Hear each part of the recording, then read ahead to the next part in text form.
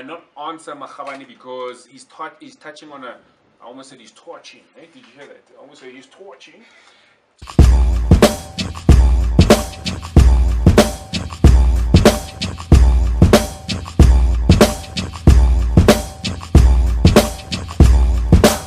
Makhabane says, I hear you, but most companies blame salary inequalities between blacks and whites on your starting point salary negotiations.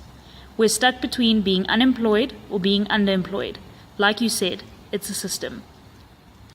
Woo! Makhabane. Yo.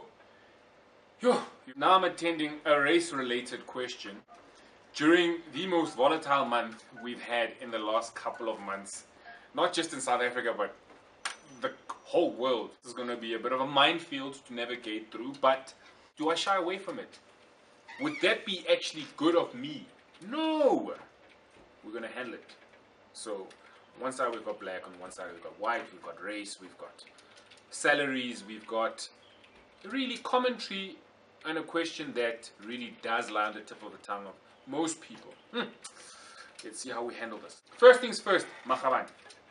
Thanks for your response, and I know that that question emanates from the video that we did with salary expectations. And look, there's many dynamics that go into salary expectation. Okay, there's many factors that influence how you negotiate, and that's why we're here. I want you guys to understand. I want you to understand your background and how it feeds into how to negotiate for the salary, because it's not just clear cut as, well, there's unfair salaries. Yes, there are. And it's not just as clear cut as, well, I'm being underpaid, so I need to be paid. Cool.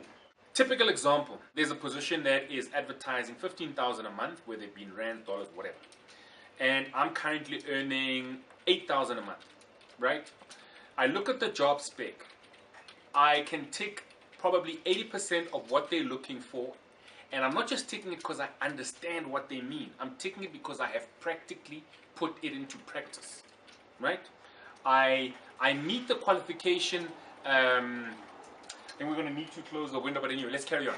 I meet the qualification criteria, and I've just clearly made the jobs, the duties, so I rightfully believe I should earn 15.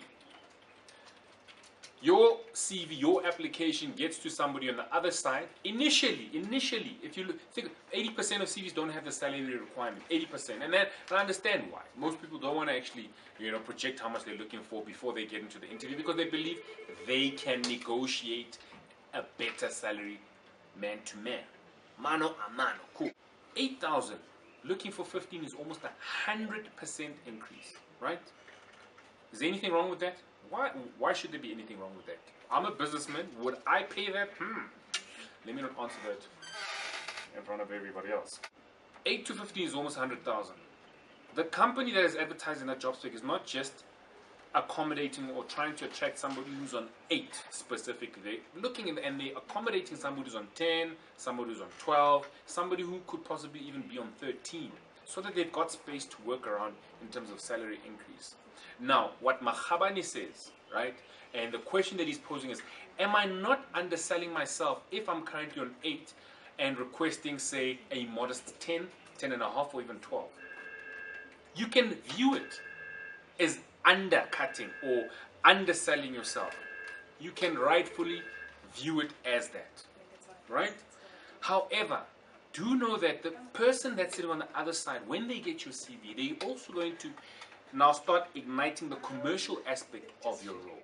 Also put into perspective that a company that's hiring you is in business.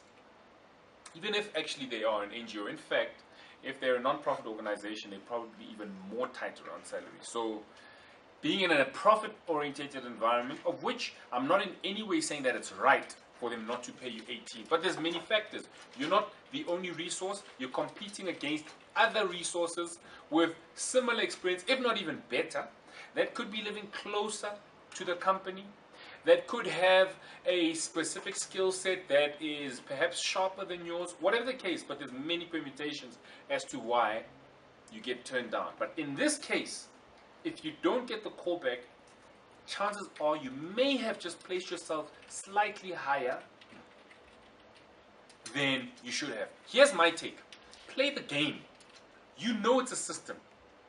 They're not there in the market looking for resources to say, well, let's see what's the highest salaries we can possibly pay.